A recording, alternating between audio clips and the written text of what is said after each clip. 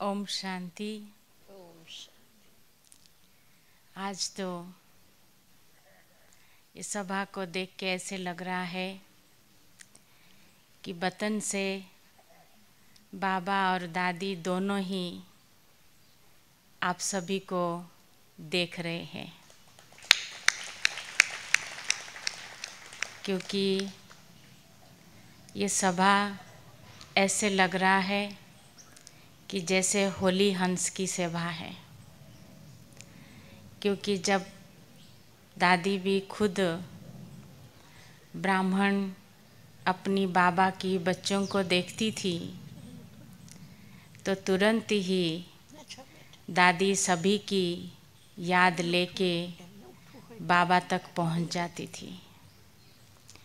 तो हम तो खैर बाबा तक पहुंच नहीं सकते, किंतु बाबा को और दादी को बुला सकते हैं। तो जिस दिन दीदी ने मुझे कहा कि आपको महादेव नगर की भट्टी में ज़रूर आना है, तो मैं सोचने लगी कि बाबा ने एक बार मुझे वरदान दिया था, क्योंकि दादी के साथ सब जगह पे जाना होता था, देश विदेश सब जगह पे जाती थी मैं, क्योंकि हम हमेशा दादी के साथ जाते थे, दूसरे कारोबार में बिजी रहते थे और स्टेज के सामने कम ही आते थे। आप सभी ने देखा होगा कि जब बाप दादा आते थे तभी मैं आती थी। तो जब दादी के साथ जाती थी तो दादी जब क्लास वगैरह कराते थे तो मुझे कहते थे आप 2 शब्द सुनाओ। तो मैं सोचने लगती थी जब दादी का सभी ने सुन लिया, हमारा क्या सुनेंगे। किंतु वो सीन तभी दादी ने एक बार कहा था कि एक दिन ऐसा आएगा तुमको सामने तो आना ही पड़ेगा। तो आज मुझे वो सीन, वो दिन और वो बातें सब कुछ याद आने लगी। और शुरुआत चंद्रिका दीदी से हुई। मैं बचपन से, जब मेरी 14 साल की उम्र थी, तब से मैं बाबा को पहचाना और बाबा के घर में मैं आई। जब हमारी पेरेंट्स दीदी के टाइम पे वो सब आते थे और मेडिटेशन हॉल में बाबा से मिले, तो हमारी फैमिली को बहुत होता था, पेरेंट्स को, कि इस घर से कोई ना कोई बाबा की बच्ची ज़रूर निकले। इस कारण हमारे घर में, लौकी घर में 5 साल तक सेंटर बना के रखा, किंतु तभी कोई नहीं निकला। तो एक बार मैं बहुत छोटी थी, जब मैं आई तो बड़ी दीदी थी और हमारी मम्मी और पापा और हमारी ताई तीनों थे। तो मैं बहुत छोटी थी ऐसी, तो मेरे को जब सामने ले गए तो दीदी ने, मम्मी ने कहा कि दीदी घर से कोई भी नहीं निकलता, इतनी सब बच्चियां हैं, कोई भी बाबा की नहीं निकलते। तो दीदी ने तभी मेरे तरफ देख के कहा, मेरे को याद नहीं है कि मम्मी सुनाती है। तो उन्होंने कहा, दीदी ने, कि आगे चल के देखना यही ब्रह्मा कुमारी बनेगी। क्योंकि मेरे में कोई भी गुण नहीं था ब्रह्मा कुमारी का, किंतु बाबा ने को पसंद करना था और बाबा ने अपना बनाया। जब मैं 14 साल की उम्र में हुई और दादी संदेशी के साथ मैं मधुबन में आई थी।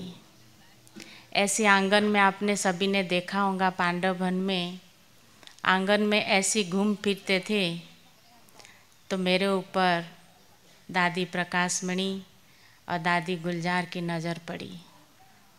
तो तुरंत देखते ही बड़ी दादी ने बुलाया और संदेशी दादी को बुला के कहा कि ये बाल्की आप लेके आए हो? तो दादी ने कहा हाँ। तो उस टाइम जब दादी ने हाँ किया तो बड़ी दादी ने कहा कि इसको यहाँ रखना है बाबा के घर में। तो संदेशी दादी ने कहा कि ठीक है दादी, इसकी घर वालों से पूछना है। तो जैसे दादी ने कहा, और हमारी मम्मी को तो बहुत पहले से ही प्रयास थी, तो तुरंत बोलने से पहले ही मम्मी ने कह दिया कि हाँ हाँ ठीक है दादी, भले वो रह जाए। अब मेरे से पूछा भी नहीं कि तुमको रहना है कि नहीं रहना है। तो जब मुझे कहा कि आपको रहना है तो मैं एक सेकंड के लिए सोचने लगी, ठीक है। तो उससे पहले ही दादी ने दादी गुलजार से पूछा था। हम 2-3 और दूसरे भी बहनें भी थे, कुमारियाँ सब आए हुए थे, हम भी उनके साथ ही थे। तो दादी गुलजार ने तब ने कहा कि दादी ये संदेशी दादी के साथ जो बहन आई है ना, वो हमारे लिए ठीक है। तो बाबा ने नज़र तभी ही दादी से डलवा दिया था।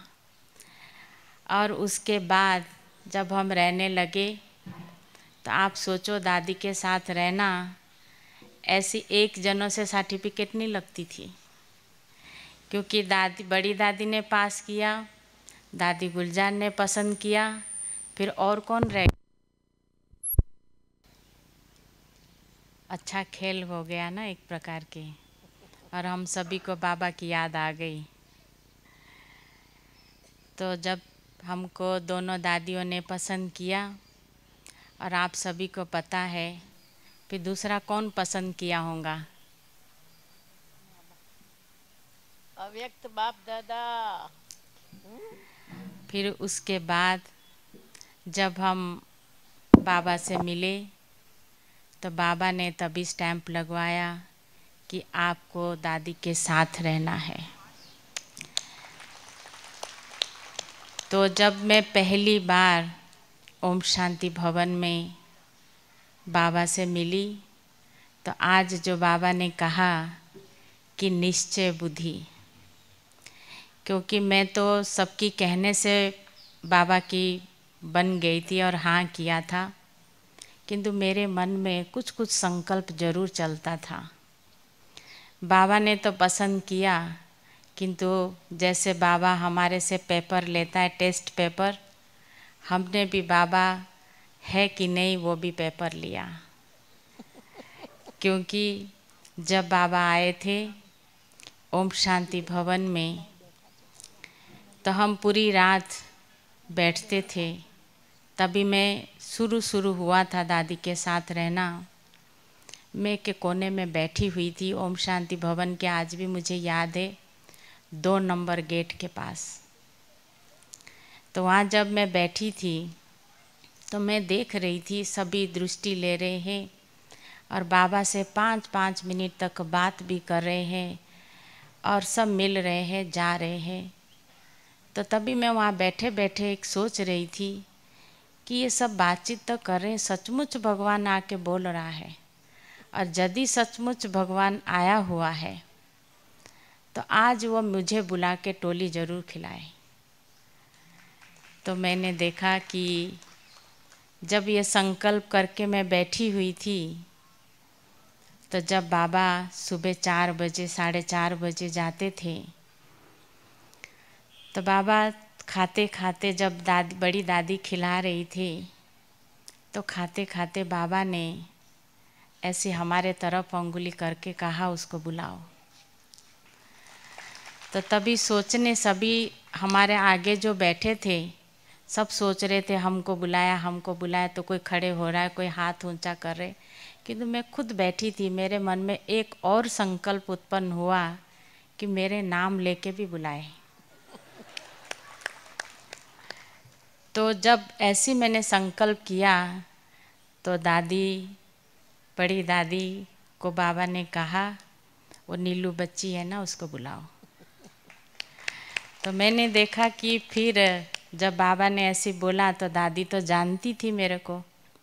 फिर दादी ने हमको बुलाया और बुला के जब बाबा ने हमारी मुख में टोली खिलाया तो बाबा ने एक बात पूछा, आपको निश्चय हुआ?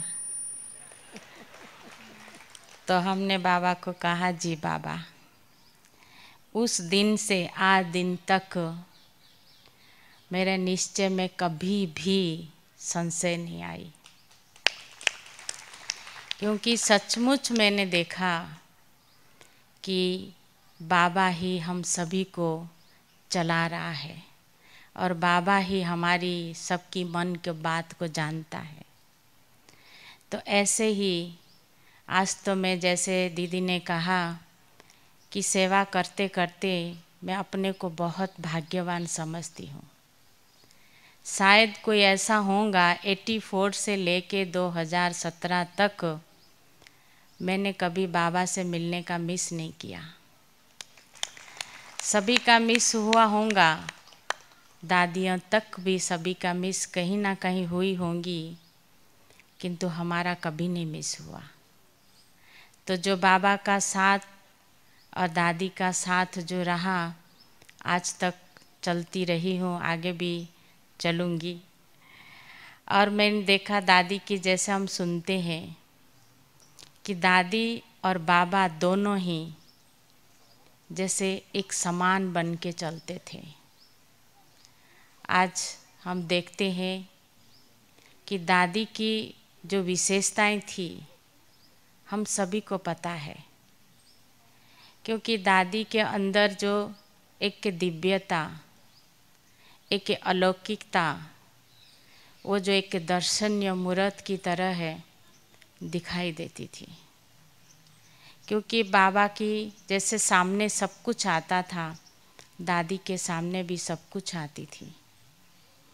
और दादी बहुत पॉजिटिव रहती थी, बहुत शांत रहती थी, साइलेंस की शक्ति और निर्माण भी बहुत रहती थी, और हमेशा निसंकल्प भी बहुत रहती थी। कि दादी जो निर्माण रह के चलती थी, हम ये देखते थे। कई बार दादी से सब पूछते थे कि दादी, बाबा आता है, आपको कभी संकल्प नहीं चलता कि मैं भी सामने बैठ के सुनूं? तो दादी हमेशा कहती थी, मेरे को नहीं संकल्प चलता। क्योंकि संकल्प इसलिए नहीं चलता क्योंकि सभी जो बाबा से मिल के जो खुशी मिलती है सभी को, और बाबा जो आके सभी को मिलता है, और बच्चों की जो खुशी होती है, भगवान से मिलने की जो नशा है, वो हमको दुआएं देती है और हमारी खुशी को बढ़ा देती है। तो हमको कभी संकल्प नहीं आता कि नहीं, बाबा से मैं सामने नहीं मिल पाती। तो दादी का हमेशा मुरली से प्यार और योग से, ये दोनों चीज़ से बहुत प्यार था। तो हम देखते थे दादी को जब मुरली मिलती थी, दादी इतनी खुश हो जाती थी, ऐसे लगता था जैसे पता नहीं है कि हीरों का भंडार मिल गया हो। बहुत खुश होती थी दादी। मुरली हम सब सोचते थे, दादी एक बार पढ़ती थी, फिर एक बार पढ़ने के बाद उसको लिखती थी। पूरे दिन में दादी मुरली की बहुत चिंतन मंथन बहुत करती थी। और मैं इतने 38 साल में दादी के साथ रही, मैंने कभी नहीं देखा दादी को मुरली मिस करते हुए, अमृत वेला मिस करते हुए। चाहे दादी देश में रहे, विदेश में रहे, हॉस्पिटल में रहे, तबीयत की कोई ऊपर नीचे भी होता रहे, किंतु मुरली और ये अमृत वेले का योग कभी नहीं मिस होता था। मान लो कभी ऐसे हो भी जाता था तो दादी कहती थी, आज ना कुछ ऐसे लगता है कुछ गुम हो गया है, कुछ खो गया है। तो अब पता लग जाता था कि आज दादी शायद मुरली नहीं पढ़ पाई या अमृत वेले में थोड़ी लेट उठी। बहुत अटेंशन दादी देती थी। बाबा की रथ थी तो भी हर चीज़ में दादी की, जिसको कहते बाबा ने जो 4 सब्जेक्ट हमको दिया है, उसी चारों सब्जेक्ट को बहुत एक दिन में चारों सब्जेक्ट की दादी प्रैक्टिस बहुत करती थी। हम सभी ने सुना है कि बाबा ने की कचेरी लगाते थे, रात को कर्मेंद्रियों की चेकिंग करते थे कि ये जो कर्मेंद्रियां है ठीक से चल रहे कि नहीं चल रहे हैं। हम दादी को देखते थे, दादी भी रात को अपना फुल चेकिंग करती थी, उसके बाद बाबा को चाट दे के सोती थी। कि दादी की दिनचर्या में ऐसा नहीं था कि बाबा आते हैं तो ये छोड़ दे वो छोड़ दे, नहीं। दादी कहती थी बाबा का अपना पाठ है, हमारा अपना पाठ है। हालांकि जब बाबा आते थे पूरी पूरी रात हम बैठते थे। दादी भी, बाबा आप सभी को पता है, एक बार 16 घंटा बाबा बैठे थे। तो उसके बाद भी दादी जैसे रूम में पहुंचती थी कहती थी पूछो लच्छू से, या गोपी बहन थी वो मुरली लिखते थे कि उन्होंने मुरली लिखा है। आप सोचो, जो पूरे रात बैठ के आए हो तो थकावट तो होती है। तो हम दादी को कहे दादी आप थक गए हो, आप सो जाओ, फिर बाद में आप पढ़ लेना। नहीं नहीं नहीं नहीं, सभी ने फ्रेश मुरली सुन लिया है, मैं फिर वंचित रह जाऊंगी। तो मुरली जो लिख के लेके आते थे, बाबा जाने के बाद दादी फ्रेश होती थी, उसके बाद दादी मुरली पढ़ के फिर सोने जाती थी। कि मुरली में इतना प्यार हम देखते थे दादी का, कि दादी का स्वरूप ऐसी था कि आप सभी ने देखा होगा कि दादी को देखते ही सभी को, आपको पता है ना, किसकी याद आती थी? बाबा की याद आती थी। क्योंकि बाबा ने एक बार, दादी को सभी को पता होगा, बाबा ने दादी को जो सब वरदान दिए हुए थे, दादी बाबा एक बार लिख रहे थे अपनी कमरे में बैठ के, है ना दीदी, आपको पता है ना? तो कमरे में बैठ के बाबा लिख रहे थे तो दादी पहुंची।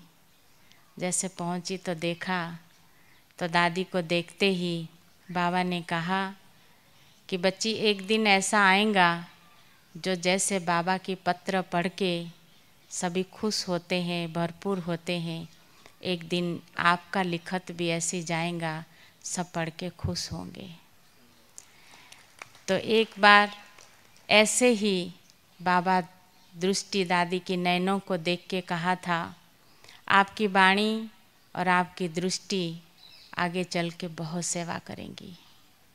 हम वो चीज़ याद कर रहे हैं, जब ज्ञान सरोवर बना था तो बड़ी दादी की बहुत इच्छा थी कि दादी कि ये ज्ञान सरोवर दादी संभाले।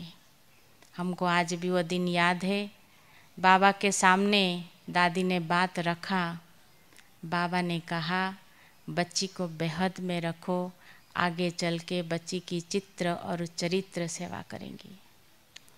हम आज वही सीन देख रहे हैं कि कैसे बाबा आज दादी की चित्र और चरित्र से सेवा हो रही है ना, सेवा हो रही है ना। तो बाबा ने एक एक वरदान जो है, जो दादी के लिए कहा है, वो आज सब हम प्रैक्टिकल में देख रहे हैं। तो ऐसे ही अनेक अनुभव है, अनेक बातें हैं। तो हम दादी के जीवन में देखते थे कि दादी कितनी हल्की रहती थी, जितनी निसंकल्प दादी थी और इतना हल्की भी थी। और सबके प्रति दादी जितनी रिस्पेक्ट रिगार्ड रखती थी, और दादी को भी सभी उतने रिस्पेक्ट रिगार्ड से देखते थे। हम देखते थे जब बाबा आते थे, एक दिन पहले दादी को, तो बड़ी दादी को बहुत खुश होती थी कि बाबा आने वाला है, बाबा आने वाला है। आप सभी को पता होगा बाबा इतनी इजीली नहीं आता था, बाबा को बहुत निमंत्रण देना पड़ता था, बहुत प्यार से बुलाना पड़ता था। दादी खुद आती थी और बाबा को निमंत्रण देती थी। मुरली क्लास के बाद बड़ी दादी के रूम में आती थी और बाबा को निमंत्रण देती थी। कहती थी दादी को, आज मेरे बाबा को कहना इस जगह से बच्चे आए हैं और बाबा का घर भरपूर है और बाबा का घर बच्चों से भर गया है, बस बाबा आके एक बार मिल ले। तो सुबह जब दादी सुबह 10 बजे फिर दादी निमंत्रण देने जाती थी और शाम को बाबा आते थे हम सभी से मिलने के लिए। तो हम देखते थे कि दादी कैसे बाबा को जैसे कि संदेश लाना, लिखना, इतनी दादी की बुद्धि जो थी इतनी क्लियर थी और इतनी क्लीन थी। हम सभी ने संदेश सुनते थे, ऐसे लगता था कि जैसे हम सारे वतन में पहुँचे हुए हैं। ऐसे लगता था ना सभी को कि ऐसे लगता था कि जैसे हम सभी वतन में पहुँचे। और दादी जब संदेश लिखती थी तो ऐसे लगता था कि जब संदेश लिखते थे दादी, जैसे सारा टाइम जैसे वतन में बैठ के लिख रही हो। एक बार दादी बैठ के लिख रही थी और एक बहन आई, कहते मुझे जाना है, कहीं उनको जाना था और कहा कि मुझे जाना है, दादी से छुट्टी लेना है। हमने उनको कहा कि दादी कुछ लिख रही है, तो उन्होंने कहा तो मैं तो छुट्टी ले सकती हूँ ना, मैं जाके खड़ी होंगी, दादी मेरे को देखेंगी और मैं बोल दूँगी। मैंने कहा ठीक है। तो वो जब गए, वो 10 मिनट 15 मिनट तक खड़ी रही और दादी ने एक पलक में भी उनको नहीं देखा। अपनी लिखत में, अपनी बाबा की संदेश में इतनी मगन और इतनी उस पे थी, वो बहन को देखते खड़ी होके देखती रह गई। कहती ये तो बाबा आया हुआ है। कि जब दादी लिखती थी उसी कमरे की उसी वाइब्रेशन ऐसे लगता था कि जैसे सचमुच बाबा आके खुद लिख रहे हैं। क्योंकि दादी की जो साइलेंस की शक्ति थी, वाइब्रेशन इतनी प्योर था। वो कोई बहन तो जरूर होंगी, लेकिन मैं भी वो एक बहन हूँ कि मैं दादी को मिलने के लिए कमरे में गई। नीलूबेन नहीं थी। मैं दादी जी के पलंग के कोने पर जाके खड़ी रही कि जब दादी ऊपर देखेगी तो मैं दादी से बात करूँगी। लेकिन सचमुच में 5 मिनट, 10 मिनट, 15 मिनट खड़ी रही, लेकिन दादी इतना प्यार से और इतना ध्यान से लिख रही थी, एक बार भी सिर ऊपर नहीं उठाया जो मैं देखने में आऊँ। तो मुझे ये मालूम हुआ कि हाँ, ये बाबा से दादी जी मैसेज लिख रही हैं, वो मुझे समझ में आ गया। और नीलू बहन, उसी दिन से मेरे जीवन के अंदर दादी की वो धारणा को मैंने अपने जीवन में लाई है। मैं अमृत वेले बाबा से दादी की वो बात याद करके हमेशा ही पत्र लिखती हूँ, हमेशा ही मैसेज लिखती हूँ। और वही फीलिंग मेरे को आती है जब मैं पत्र लिखती हूँ, जब मैं बाबा के साथ होती हूँ, तब किसी भी बात तरफ अटेंशन नहीं जाता है। तो ये बात बहुत सही है।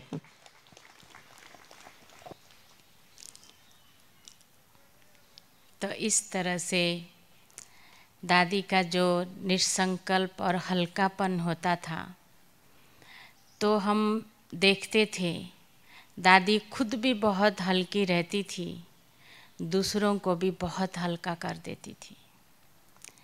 कोई भी हम देखते थे, दादी किसी से भी मिलती थी, दादी के सामने जाते ही तो वो बातें अपने आप ही जैसे कितनी भारी हो के आते थे वो बातें लेके, कि जैसे दादी के सामने पहुंचते थे तो वो बातें वो सचमुच बहुत हल्के हो जाती थी और वो खुद भी बहुत हल्का महसूस करते थे।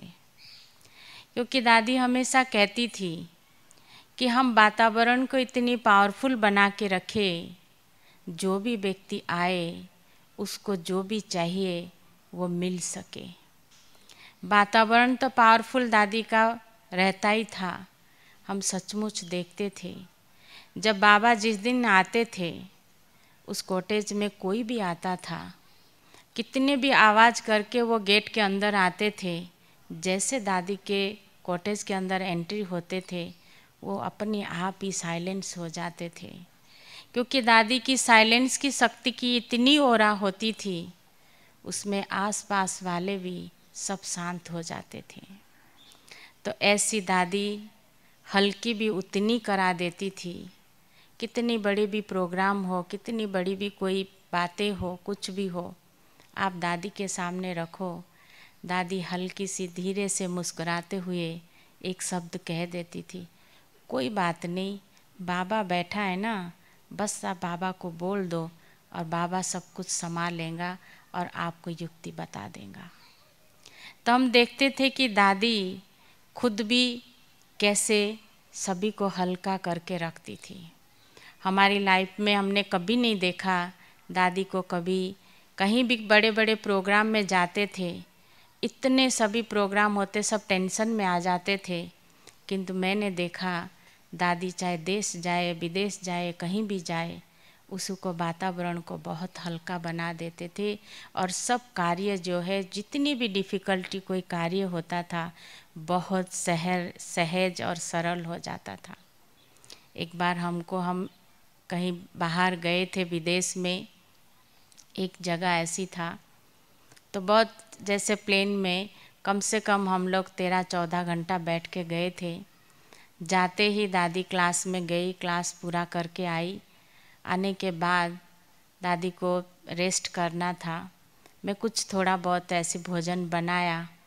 बनाने के बाद जब दादी के सामने मैं लेके आई तो वहाँ टेबल नहीं था, तो दादी को मैं टेबल पे कुछ खाना पीना ऐसी दूँ रख के, तो नहीं था। तो मैं देखती रही, मैंने कहा कैसा है, एक टेबल भी नहीं है। तो दादी कहती है ना, तो मैंने कहा कहाँ है दादी, यहाँ तो टेबल नहीं है। तो कहती है ये आटे जी को इधर ले आओ। तो मैं ले आई, फिर कहती है वो भी आटे जी इधर रख दो इसके ऊपर। मैंने रख लिया, फिर खुद ही अपने आप ही नैपकिन डाल दी, कहती हो तो गया टेबल। तो कहने का मतलब ये है कि दादी खुद भी हल्की रहती थी, दूसरों को हल्का भी कर देती थी और निसंकल्प भी करा देती थी, क्योंकि वो कभी भी ऐसी व्यर्थ संकल्प तो दादी को चलता नहीं था कभी भी। हमेशा दादी को समर्थ संकल्प चलते थे। व्यर्थ तो दादी के जीवन में कभी हमने नहीं देखा, कभी किसी के लिए नेगेटिव सोचते हुए हमने नहीं देखा, कभी किसी के लिए नेगेटिव तो बोलना बहुत ही दूर की बात है। दादी हमेशा कहती थी ये जो मुख जो है ना वो बाबा का मुख है, बाबा इसमें सभी के लिए क्या पॉजिटिव बोलता है, तो ये मुख द्वारा यदि भगवान इस मुख को चला रहा है तो कभी नेगेटिव निकल सकता। तो बाबा जब आते थे, ऐसे नहीं कि दादी जिस दिन बाबा आते थे उसी दिन ही सिर्फ अटेंशन देती थी, नहीं, दादी बाबा का रथ को समझती थी, ये बाबा का रथ है, तो पूरे जीवन दादी ने बहुत अपनी कर्म में बहुत अटेंशन दिया। तो जो अटेंशन इतना दादी ने दिया, तो आज हमने खुद सभी ने देखा कि दादी कैसे संपूर्ण बन के गई, समान बन के गई। हम सभी ने अनुभव किया होगा कि जब बाबा बीच में आते थे तो ओरिजिनल दादी की आवाज़ आती थी, क्योंकि ओरिजिनल आवाज़ सुनने के लिए एक दिन पहले ही दादी का क्लास होता था और लास्ट में दादी का आवाज़ जो है ओरिजिनल हो गया था। तो कई बच्चों की, बाबा के बच्चों की बहुत संकल्प चलते थे कि अभी दादी है, बाबा नहीं है, ये दादी है। किंतु जो आसपास हम सभी खड़े रहते थे ना, हम सभी को अनुभव होता था दादी नहीं है, बाबा है, क्योंकि दादी इतनी सरल और इतनी निर्माण थी, और इतनी दादी निर्माण रहती थी, और जैसे जिसको कहते ना बहुत, आप जैसे कई बार तो ऐसा होता था, हम यदि दादी को बिठा देते, दादी आपको यहाँ बैठ के मिलना है, तो मिलने वाले चले जाते थे, सब होता था, दादी वहीं बैठी रहती थी। मैं कहती दादी अभी सब चले गए ना, तो आप तो अभी आ जाओ। कहती यार तुमने कहा ही नहीं ना आने के लिए। तो कहने का मतलब दादी इतनी आज्ञाकारी भी थी, और जो ऐसे नहीं कि कोई बड़ों ने कहा, नहीं, इतनी साथ वालों को भी, छोटों को भी उतनी रिस्पेक्ट से, रिगार्ड से दादी चलाती थी, चलती भी थी। तो वो मैं सुना रही थी कि जैसे दादी मान लो आते थे, बाबा की जैसे प्रोग्राम चलता था, जो दादी की आवाज़ बदली हुई, तो जब सभी की संकल्प चले तो हमारे से कई पूछते थे कि आपको क्या फील है। तो मैं उनको कहती थी, मुझे तो लगता है कि बाबा ही है, दादी नहीं है। तो आखिर ऐसी संकल्प सबके चलने लगे, तो आखिर हमको बड़ों ने कहा कि आप जो है ना बाबा से पूछ ही लो। तो मैंने कहा ठीक है। तो हमने बाबा से पूछा कि बाबा, सभी दादी की आवाज़ सुन के कहते हैं कि दादी है, बाबा नहीं है। तो बाबा ने मुस्कुराते हुए कहा, बच्चों की संकल्प चलता है। मैंने कहा हाँ बाबा, सबकी संकल्प चलता है, बोल हमारे पास आई और हमने आपको सुनाया। तो तभी बाबा ने कहा, बच्ची अभी समान बनती जा रही है, बाप समान बनती जा रही है, इसलिए आवाज़ में नहीं जाओ, आवाज़ में नहीं जाओ बच्ची, समान बन रही है, इसलिए आप उस बात को ध्यान नहीं दो। तो तब से जब बाबा ने कहा समान बनती जा रही है, तब हमने दादी का देखा कि दादी जैसे समेटने की शक्ति का धारण कर लिया था। आज अब सभी ने देखा, बाबा ने 2017 में कहा कि समाप्ति बरस, कि उस दिन का मुझे आज भी याद है कि जब दादी की तबीयत ठीक नहीं थी, मैंने दादी को कहा कि दादी आपकी तबीयत ठीक नहीं है, तो भले सभी बैठे हैं, हम कॉन्फ्रेंस कॉल में आप मिल लो सभी से तो हो जाएगा। दादी ने कहा कि सभी किससे मिलने आए, बाबा से ना। मैंने कहा हाँ दादी। कहती है बस तुम एक बल एक भरोसा रखो, मुझे वहाँ तैयार करा के बिठा दो, उनका कार्य है वो कराएंगे। तो सच्ची मैंने देखा, जब दादी को तैयार करा के हमने बिठाया तो बाबा आए और बाबा ने कहा समाप्ति बरस। तो जब बाबा ने कहा समाप्ति बरस, हम किसी को समझ में नहीं आया था कि सचमुच बाबा ने हमारे से छुट्टी ले लिया, किंतु बाबा ने कहा समाप्ति, और इधर दादी ने अपना समेटना चालू किया। आज वो सीन याद आता है जब दादियाँ ब्रह्मा बाबा की अनुभव सुनाते हैं, तो बाबा ने तभी सब कुछ कह के एक बार रात को कह दिया कि सबसे छुट्टी और विदाई, बोला था ना दीदी जी। तो देखो तभी भी किसी को नहीं समझ में आया था कि बाबा छुट्टी लेके जा रहे हैं। तो अभी भी जब बाबा ने हमारे से समाप्ति बरस कहा, दादी ने अपना समेटना चालू किया और दादी संपूर्ण बन गई। तो ऐसे ही दादी के साथ का अनुभव है। और एक मैं अपनी निजी अनुभव बाप दादा के साथ का सुनाती हूँ कि बाबा को हमको बहुत अच्छा बड़ी दादी ने चांस दिया था बाबा से डायरेक्ट बातचीत करने का, और बातचीत भी करती थी और खिलाने पिलाने का हमको ये भाग्य मिला था। किंतु ये हम देखते थे, मेरे को किसी ने कहा कि आप तो हमेशा स्टेज के पीछे ही रहते हैं। एक बहन अभी मैं यहाँ जब आई, बिंदु बहन है ना, कहा इंदु बहन, कहा इंदु बहन हमेशा स्टेज के पीछे ही रहती है और सब कार्य करती है। मैंने उनको बोला ये तो बहुत अच्छी बात है, क्योंकि स्टेज के पीछे में जितना रह के काम करते हैं ना, सेवा करते हैं ना, उसमें बाबा की मदद एक्स्ट्रा मिलता है। हमने खुद दादी को देखा, क्योंकि दादी हमेशा बाबा को सामने रखती थी और खुद पीछे रहती थी। कोई भी बात होती थी दादी तुरंत कहती थी कि ये बाबा ने किया, बाबा ने करवाया। तो ऐसे ही हम देखते थे कि बाबा रात को जब आते थे, एक बार उन दिनों में बाबा हर तीसरे चौथे दिन में आते थे, पूरी पूरी रात बैठते थे। तो पूरी रात जब बैठते थे तो हमको नींद भी बहुत आती थी, क्योंकि 4 दिन के बाद चौथे दिन आते थे, नींद पूरी नहीं होती थी। तो हम सोचा कि एक बार बड़ी दादी ने कहा कि आपको तो बैठना है, क्योंकि यज्ञ की कई बातें ऐसी होती थी। तो दादी ने कहा कि आपको ये बात पूछ के रखना है। तो मैं सोचने लगी मैं कैसे पूछूं बाबा से, कैसे बाबा से बात करूं।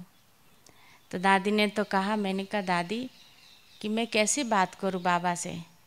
बोला आप देखना बाबा जैसे आपको बताए।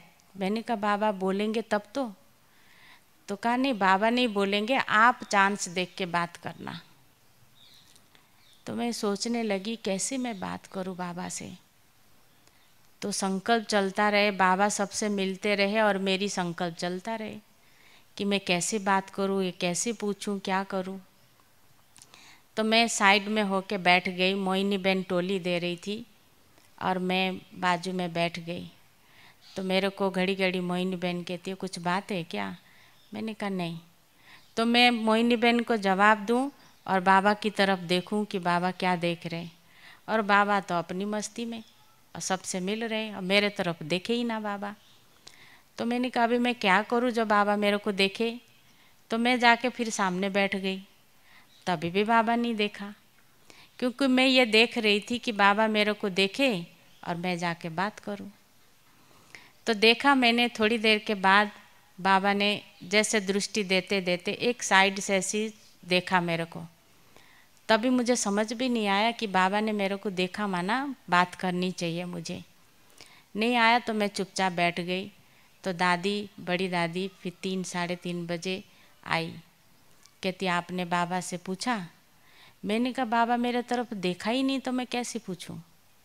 तो कहा तो देखा ही नहीं तो आपको बात करना चाहिए। मैंने कहा मैं कैसे बात करूं, बाबा फ्री नहीं हो रहे, एक के बाद एक सभी आ रहे हैं। तो दादी ने तभी देख के मुझे कहा, फिर मुझे दादी ने एक बार रात को 1:30 बजे तक दादी बैठी और फिर मेरे को बताया कि कैसे आपको बाबा से बात करना है। क्योंकि बाबा से एक बार पूछने के बाद हम दोबारा उस बात को रिपीट भी नहीं कर सकते। एक बार आपने सुना दिया बस, फिर उसकी जवाब यदि बाबा को देना होगा बाबा उसी टाइम ही देंगे, नहीं तो फिर अपनी साइलेंस रहते थे। तो मैं देखती थी मेरा इतनी भाग्य था, कोई भी बात होती थी मैं बाबा से बात करती थी, ऐसे होता ही नहीं था जो बाबा मुझे जवाब ही ना देवे। तो इसके कारण सभी हमारे तरफ इतनी विश्वास रखते थे। तो सभी जो भी बात होती थी, खास करके जो यज्ञ की बड़े हमारे सब थे, तो मुझे ज़रूर बताते थे, कहते थे आप ये बात पूछ के रखना। तो मैं कहती थी ठीक है। और मुझे जो बात नहीं समझ में आता था तो मैं कहती थी बाबा वो आएंगे ना, उनको आप बता देना। तो दादी संदेश में जब बाबा जाने के बाद आते थे तो सुनाते थे। कहने का मतलब ये है कि बाबा की नैनों की भाषा और बाबा की जो आवाज़ होती थी, आप सभी ने नज़दीक में देखा होगा, बहुत धीरे होता था। इतना धीरे होता था, बाबा एक शब्द बोल दिया माना दोबारा बाबा रिपीट नहीं करते थे। तो सामने इतनी सब आते थे, जब बाबा के सामने खड़े होते थे तो हमको एक एक बात की ध्यान दे के उनको ट्रांसलेशन करना पड़ता था, बताना पड़ता था। जो एकाग्रता की शक्ति है मैंने उस टाइम सीखा। और जो नैनों की भाषा, मौन भाषा जिसको कहते हैं, वो मैंने भी सीखा, वो भी दादी से सीखा। क्योंकि बाबा को कोई चीज़ चाहिए होता था, बाबा कभी बोलते नहीं थे। आप सभी ने देखा होगा कई बार बाबा टोली के लिए, फूल के लिए, फल के लिए बाबा सिर्फ देखते थे, उससे हम समझ जाते थे बाबा को फल चाहिए, फूल चाहिए या टोली चाहिए। बाबा को बोलना नहीं पड़ता था।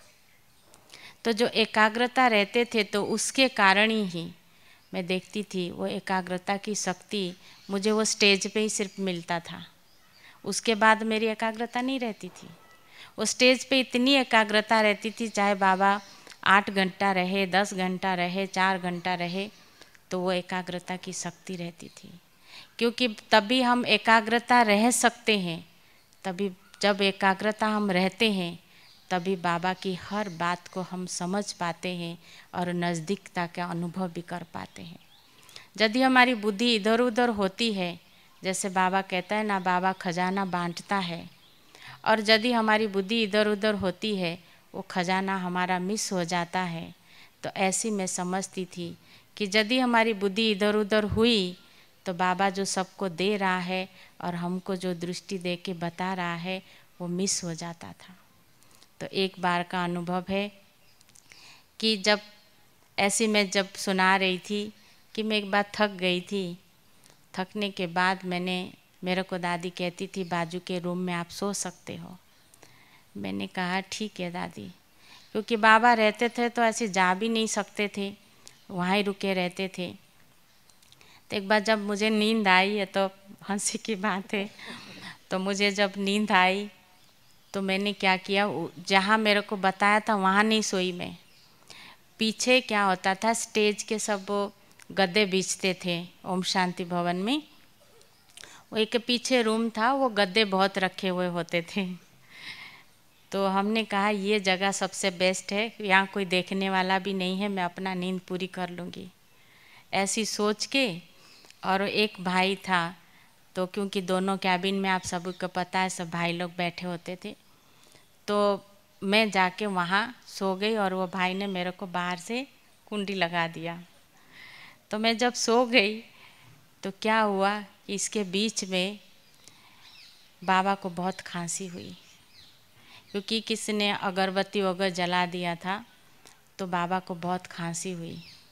तो बाजू में जो टोली दे रहे थे बाबा के हाथ में, तो वो बहुत जैसे ढूंढने लगे, फिर स्टेज पे सबको बोलने लगे, तो बहुत हलचल हो गया कि कहाँ है, उसको बुलाओ, बाबा को खांसी हो रही है, ऐसे ऐसे। तो मेरे को लगता है 2-3 मिनट या 5 मिनट की बात होंगी। तो लास्ट को जैसे देखा ना बाबा ने बहुत हलचल हो रहा है, धीरे से वो बहन को कहते वो पीछे वाले कमरे में सोई है। तो मुझे लगा कि जब उन्होंने ये कहा तो फिर मैं उठ के, मेरे को फिर उठा के लेके आए, और फिर बाबा जैसे खांसी चल रही हुई थी, फिर हमको जैसे बाबा को पानी बना के दिया, बाबा ने पिया। तो मेरे को लगा पता कैसे चला। मैंने कहा किसने बताया। फिर वो जब भाई ने मेरे को कुंडी लगाया था, मैंने उससे पूछा, मैंने कहा आपने बता दिया क्या? बोला नहीं, वो तो ये बहन ने बताया। फिर मैंने बोला आप, फिर मैंने उससे पूछा, मैंने कहा आपको किसने बताया? बोला बाबा ने तो बताया, तुम कहाँ जाती हो, क्या करती हो, सब बाबा को पता रहता है। तो मुझे तब से लगा कि मैं कितनी भाग्यवान, लकी हूँ जो भगवान की हर नज़र मेरे ऊपर थी, क्योंकि हमेशा मैं ये देखती थी जैसे दादी की, सभी बड़ों की जो नज़र हमारे पे थी, ऐसे लगता था मुझे जैसे मैं सबकी शुभ भावना, शुभ कामनाओं की, बड़ों की, उसी की ओरा के अंदर थी, ताकि दादी की और बाबा की जो बाबा की नज़रों में थी, आज तक वही नज़र में हूँ और सेवा करती आ रही हूँ और करती रहूँगी। ओम शांति।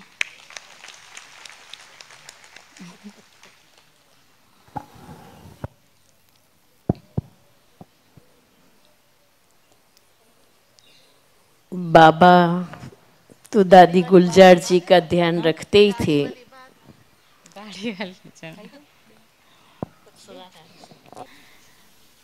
ओम शांति। उषा बेन कह रही है एक बात रह गई, आप सुनाओ। तो दादी की एक बात और है कि ऐसी तो अनेक बातें हैं, किंतु जो उषा बेन को याद आया, एक बार ऐसा था कि दादी युक्ति युक्त कैसी बात करती थी। एक बार उषा बेन गाड़ी चलाती के आई थी दादी के पास, तो मेरे को भी मन हुआ, मैंने दादी को बोला कि मुझे भी गाड़ी अभी चलाना है और मेरे को भी गाड़ी चला के सब जगह पे जाना है। तो दादी मेरे को देख के मुस्कुराई और कहने लगी, देवियाँ जो है ना वो सब सवारी पे अच्छे लगते हैं। सवारी पे बैठ के अच्छी लगती है, क्योंकि सवारी पे बैठी हुई अच्छे लगते हैं। चलाती तो समझ गए ना, चलाते हुए नहीं अच्छे लगते हैं, सवारी पे बैठे हुए अच्छे लगते हैं। तो इतना युक्ति युक्त जवाब था दादी का, ताकि हम दोबारा कभी, आज दादी चली गई तो भी मैंने कभी नहीं कहा कि मुझे गाड़ी सीखनी है। तो ऐसे ही कई बातें हैं हमने दीदी सुनाओ दीदी आप। नीलू बहन तो दादी का ध्यान रखती थी, बाप दादा भी दादी का ध्यान रखते थे, लेकिन भगवान का रथ होने के नाते दादी स्वयं भी बहुत स्वयं पर संयम रखती थी। तो एक बार भोजन के लिए बैठी थी, मैं भी साथ में थी, बेलपूरी बनाई थी और भी कुछ आइटम ऐसी थी, कुछ तली हुई थी। तो नीलू बहन जी को याद होगा, नहीं मुझे मालूम नहीं है, पर नीलू बहन पिरोस रही थी। तो दादी ने बड़े प्यार से कहा, नीलू तुमको मालूम है ना कल बाबा को आने का है। ऐसा करके वो दादी ने नहीं लिया, तो बाबा को आने का है, रथ को ठीक रखना है, इसीलिए ऐसा कुछ भी नहीं खाना है। ये कितना बड़ा संयम है।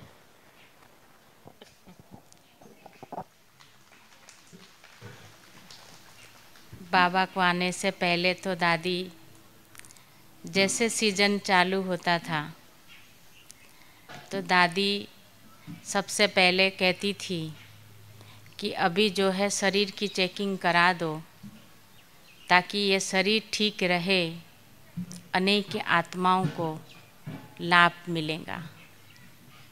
तो दादी अपना बहुत ऐसी अटेंशन रखती थी सिर्फ बाबा के बच्चों के लिए और बाबा के लिए। और दादी को सबसे फेवरेट दिन कौन सा होता था? शिवरात्रि। शिवरात्रि। एक बार मुझे याद है, शिवरात्रि का ऐसे दिन था, तो हम लोग, दादी बॉम्बे में थी, तो दादी को हॉस्पिटल में दादी थी, तो बॉम्बे में दादी हॉस्पिटल में थी, दादी को कुछ छोटा सा ऑपरेशन हुआ था। तो दादी ने शिवरात्रि जब आने लगी तो दादी तब से बोलना चालू किया, 2-3 दिन पहले से ही कहा कि मुझे तो किसी भी हालत में आबू जाना ही है। तो सभी डॉक्टर्स ने मना किया, कहा कि दादी आप आबू नहीं जा सकते, क्योंकि अभी तो सिर्फ 3-4 दिन हुआ है ये ऑपरेशन को, तो आप ट्रैवल नहीं कर सकते। तो दादी उनको मुस्कुराते कहती थी, मुझे तो कुछ नहीं है, मेरे को कोई तकलीफ़ नहीं है, सब कुछ सहज हो जाएगा। तो कहते थे वो सब डॉक्टर, बोलते थे दादी आप नहीं जा सकते। दादी ने कहा ठीक है। उनसे दादी ऐसी करके बात करती थी।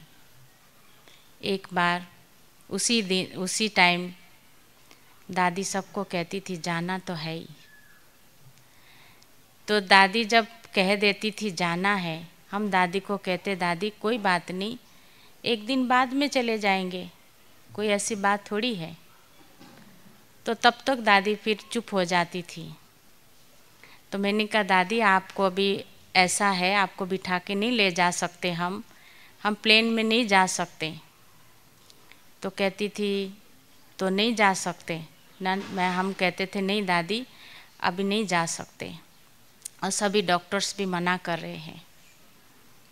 तो तभी निर्वा भाई भी वहाँ ही थे। तो शाम को रोज़ हॉस्पिटल में निर्वा भाई योग करने आते थे। तो योग करते करते दादी ने कहा मुझे सभी आत्माओं की आवाज़ आ रही है कि अभी आप आ जाओ। तो निर्भय भाई ने कहा, दादी हम मैसेज भेज देंगे और हम यहाँ से ही आपको प्रोग्राम करेंगे। कहा ठीक है। फिर 2 दिन था, दादी ने मुझे बुलाया अमृत वेले। मैं पास में सोई हुई थी, 3:30 का बजा था।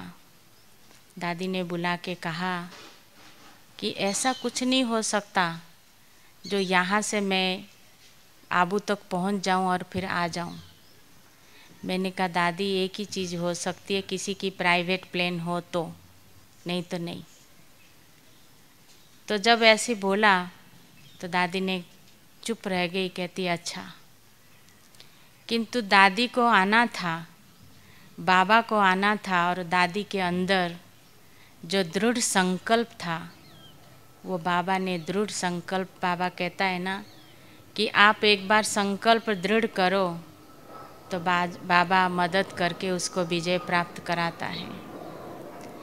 तो उस दिन दादी को एक भाई ऐसे मिलने आए, जैसे बाबा को कल आना है और आज ही वो भाई आए। उनका बर्थडे था और दादी को मिलने आए हॉस्पिटल में, और दादी को जैसे बर्थडे मना के, अच्छे बड़े थे। फिर दादी को बोला कि दादी मैं दिल्ली जा रहा हूँ। और तो दादी ने कहा कि अच्छा कितने बजे आपकी फ़्लाइट है? तो कहा दादी मुझे फ़्लाइट में जाने की ज़रूरत ही नहीं है, मेरा खुद का ही फ़्लाइट है। तो दादी ने जब उन्होंने कहा मेरी खुद का फ़्लाइट है, तो दादी ने कहा अच्छा तो आपका खुद का फ़्लाइट है तो वो कहाँ है? तो बोला दादी वो एयरपोर्ट में रखना होता है, फिर हम अपनी जब चाहिए तभी जा सकते हैं। बोला कभी भी जा सकते हैं? बोला हाँ। दादी कभी भी किसी को 1-2 शब्द बोलती थी, किंतु वो भाई से इतनी इंक्वायरी कर लिया दादी ने, जो हम देखते रह गए। तो फिर उनको कहा दादी ने, जब उन्होंने कहा कभी भी, तो फिर उन्होंने कहा अच्छा कभी भी? बोला हाँ। किंतु उसने फिर तुरंत जवाब दिया, कहा कि दादी सूर्य अस्त के बाद नहीं चल सकते, उससे पहले जा सकते। बोला अच्छा ठीक है। बोला आप नाश्ता करेंगे, बाबा के घर में आए हैं, नाश्ता करके जाना। तो हॉस्पिटल में 6th फ्लोर में अपना आश्रम है। तो वो जैसे गए नाश्ता करने, तुरंत दादी ने हमको बुलाया और बुला के कहा कि इसका प्राइवेट प्लेन है। तो मैंने कहा कि दादी उनका प्राइवेट प्लेन है तो उनको प्लेन में जाना है ना, हमको थोड़ी वो मिलेगा। कहते नहीं तुम बात करो, वो ना नहीं करेगा। कि दादी ने जितनी देर तक उससे बात किया तो उसकी मन की बात, हाव भाव सब पहचान लिया था। तो फिर हमने बात किया जब उनसे, तो उसने कहा, तुरंत उन्होंने कहा कि भले आप जा सकते हो तो मैं चला जाता हूँ, ऐसी कोई ज़रूरी नहीं है, आप दादी को लेके जा सकते हो। तो जब हमने ये बात योगिनी बहन और निर्भय भाई थे तब जब सुनाया, तो उस टाइम कहा कि वो दे रहे हैं। मैंने कहा उन्होंने तो हाँ किया है देने के लिए। तो उसके बाद दादी को जैसे पता लगा तो दादी इंतज़ार कर रही थी कि ये कब हाँ माना हाँ किया कि नहीं। तो जैसे उन्होंने हाँ किया और वैसे मैंने बोला कि उन्होंने हाँ कर दिया, तो दादी जैसे ऐसी खुश हो गई और ऐसी हो गई जैसे कुछ बीमारी अपनी शरीर का भूल ही गई। जो डॉक्टर आए जैसे बोले दादी ये मेडिसिन, हाँ हाँ सब ठीक है, आप बस नीलू को बता दो वो कर लेंगी। मैंने जैसे सुनना ही नहीं चाहती थी दादी। तो जैसे उन्होंने कहा और दादी को करके हम प्लेन में जब लेके आए, यहाँ आने के बाद दादी ने कहा यज्ञ में कभी भी शिवरात्रि मिस नहीं हुआ है, ये कैसे मिस हो सकता? क्योंकि दादी आई और बाबा आए और झंडा लहराया। तो वही दिन मुझे याद आया जिस दिन दादी 2021 11 मार्च को गई, उसी दिन भी शिवरात्रि ही थी, क्योंकि शिवरात्रि के दिन ही दादी गई और 6 साढ़े 6 बजे दादी पूरा फुल तैयार हो गई थी। और जब हमने दादी से पूछा कि दादी आज शिवरात्रि है, सचमुच दादी को नाम सुनते ही इतनी आंखें खोल के इतनी कहती है हाँ। तो मैंने कहा आप झंडा लहराएंगे ना? तो कहती है हाँ। तो हमने ये देखा कि लास्ट तक भी दादी झंडा लहराना है, शिवरात्रि का झंडा लहराना है, दादी को बहुत था। जब तक दादी बाबा आते रहे, पूरी यज्ञ में जितने 50 साल बाबा आए, कभी शिवरात्रि मिस नहीं हुआ। एक बार 18 जनवरी मिस हुआ था, किंतु शिवरात्रि कभी मिस नहीं हुआ। दादी कैसे भी कंडीशन में होती थी, हमारे से सारे डॉक्टर्स जब दादी को हम लेके आए थे तो हमारे से चैलेंज किया था कि दादी आधा घंटे क्या 10 मिनट भी नहीं बैठ सकती है। हमने कहा ठीक है आप देखना। मैंने कहा वो दादी नहीं होती है, वो तो स्वयं परमपिता परमात्मा होते हैं। तो इसलिए उस टाइम दादी नहीं होती है जो दादी को कोई दर्द होवे कुछ होवे। तो इसके कारण उन्होंने हॉस्पिटल में जो कॉन्फ्रेंस कॉल होता है वो वीडियो कॉल करते हैं, उसमें उन्होंने देखा दादी जब आके बैठी। और दादी उस दिन, जिस दिन हम कहते थे ना बाबा दादी की तबीयत ठीक नहीं है, उस दिन आप जल्दी चले जाना, उसी दिन ही बाबा देर से जाते थे। और जब हम बाबा को कहते थे बाबा दादी की तबीयत ठीक नहीं है तो आप थोड़ा जल्दी मिल लेना, जल्दी चले जाना, तो बाबा कहता था कि अभी बाबा बैठा है, बाबा चला रहा है। और उसी दिन ही बहुत लोगों से मिलते भी थे, मुरली भी लंबी चलती थी। बाबा का था ना, दादी तो थी नहीं।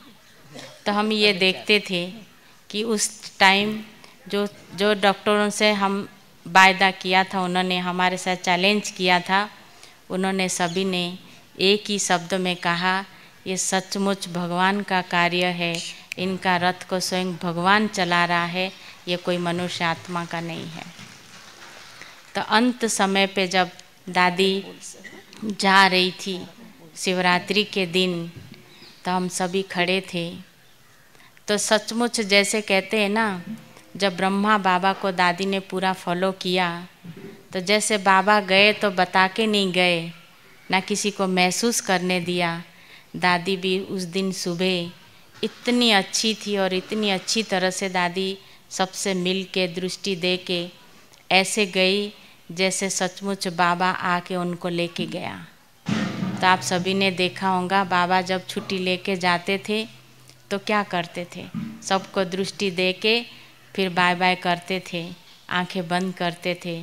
दादी भी ऐसी 10:30 की रिकॉर्ड बज रही थी और सभी को दृष्टि देते देते अपना बाबा के पास वो पहुंच गई।